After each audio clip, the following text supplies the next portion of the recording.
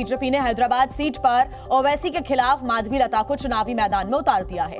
BJP ने हैदराबाद से ओवैसी के खिलाफ पहली बार महिला उम्मीदवार पर दांव खेला है। आपको सुनाते हैं माधवी लता के साथ एक्सक्लूसिव बातचीत, सुनिए।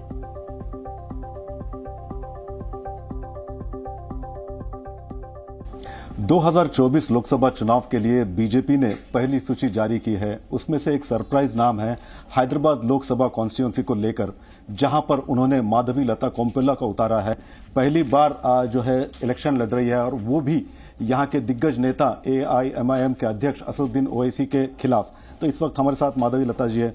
ये बताइए, आपने चूज किया हैदराबाद कॉन्स्टिट्यूंसी या फिर आपको बीजेपी ने उतारा है? मैं कई सालों से हैदराबाद कॉन्स्टिट्यूंसी में काम कर रही थी और खास करके एक साल से तो हर दिन तकरीबन 11-12 घंटे में वहां काम करते आ रही हूँ। शायद अधिष्ठान ने ये देखा होगा, जान पहचाना होगा और हमको ये बहुत ही बढ़िया मौका दिया है आगे और अच्छे काम करने के लिए। लेकिन आपके प्रत्याशी असदुद्दीन ओवैसी है। 80 के दशक से ओवैसी परिवार का दबदबा और उससे पहले भी हैदराबाद में रहा है और वो 2004 से कंटिन्यूअस MP है।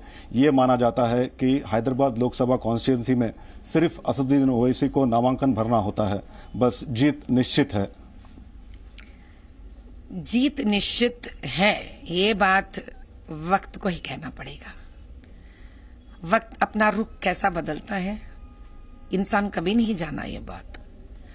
और सच्चाई तो ये है कि जब दुख और दर्द बढ़ जाता है, जब इंसान के अंदर डर निकल जाता है, जब इंसान अपना न्याय के लिए लड़ने के लिए बाहर आना शुरू कर देता है,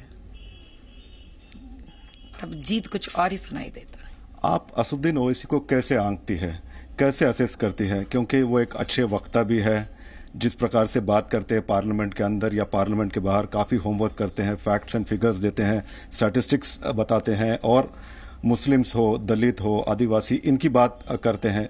जब वो बात करते हैं कहीं पर भी लोग उनको सीरियसली लेते हैं। तो आपका असेसमेंट क्या है उनके बारे में? हाँ, मुझे पता है वो बहुत बड़े पढ़े लिखे बैरिस्टर है, लंदन से किए हुए हैं, हमसे काफी बड़े हैं, कॉन्स्टिट्यूशन को बहुत अच्छी तरह से जानते हैं। लेकिन एक बात है, उन लोगों का दिल नहीं समझ पाए।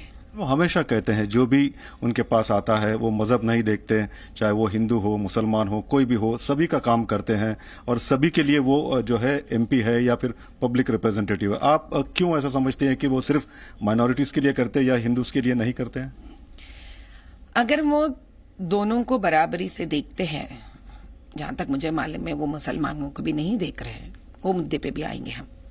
अगर वो दोनों को एक ही तरीके से देखते हैं तो अक्सर हिंदू के बहुत सारे बच्चे बिना कोई काम, बिना कोई गलत किए हुए पुलिस स्टेशन में पड़े रहते हैं।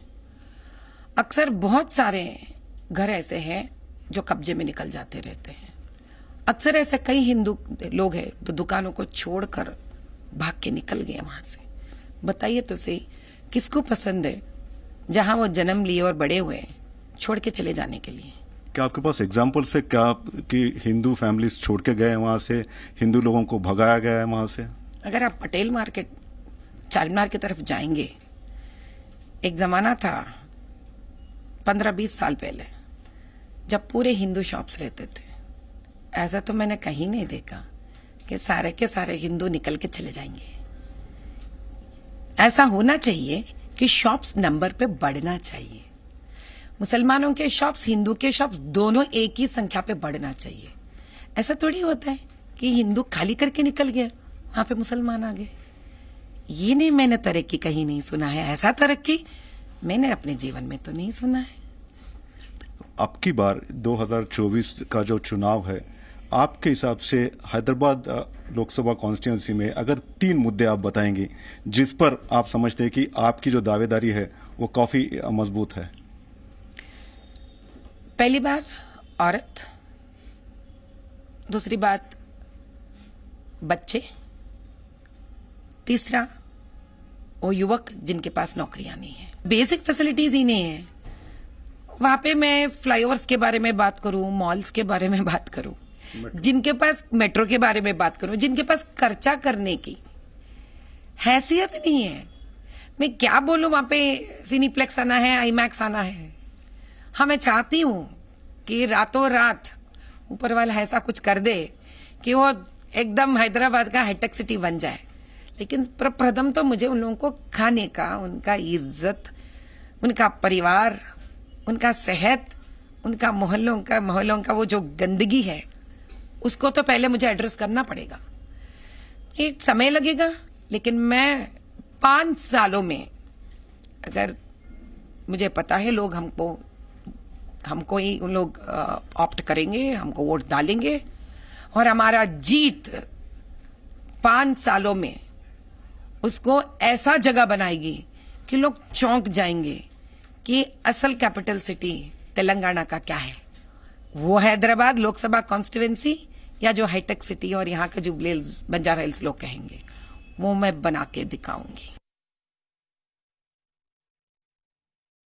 कि उनके घर में बहुत सी चीजें ऐसे मिलेंगी जो बिल्कुल। तो माधवी लता होंगी ओवैसी के सामने इस बार, ओवैसी को चुनौती देंगी। और आपको बता दें कि इसके पहले बीजेपी ने लोकसभा के लिए 195 सीटों पर उम्मीदवारों का ऐलान कर दिया। उसमें 28 उम्मीदवार महिलाएं हैं, जिसमें एक नाम माधवी लता का भी शामिल है।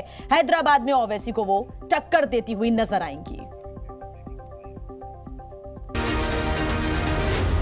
Zee News.